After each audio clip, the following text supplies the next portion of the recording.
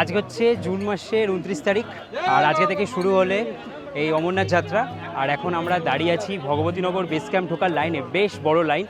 তবে এই দাদারা কিন্তু অনেকক্ষণ এসে দাঁড়িয়ে আছে। আমি স্টেশন থেকে সিম এগুলো নিতে গিয়ে একটু সময় লেগে গেছে, আর দাদারা এসে এখানে লাইনে দাঁড়িয়েছিল, তো প্রায় 1 ঘন্টা হয়ে গেছে। এখনও আমরা কেউ বেস ক্যাম্পের কাছাকাছিও যেতে পারিনি। এখনও হচ্ছে প্রায় নাকি সবাই বলছে 500-600 মিটার দূরে। এখন আমরা বুঝতে পারছি না ঠিক কত দূরে। সিমটা নিয়ে নিয়েছি একদম স্টেশন থেকে বাইরে বেরিয়ে। 5 মিনিট লেগেছে প্রত্যেকটা কাজ করতে। RFID কার্ড, যেটা এই যে আমার গলায় অলরেডি ঝোলানো, এটাও লেগেছে 5 মিনিট। যারা যারা ব্যাংক থেকে তোমরা ভেরিফাই করিয়ে আনবে তাদের আর ওখানে ভেরিফিকেশনের জন্য তোমাদেরকে বায়োমেট্রিক দিতে হবে না।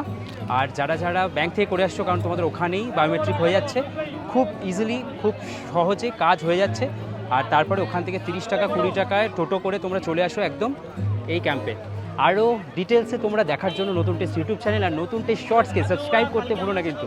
বাই।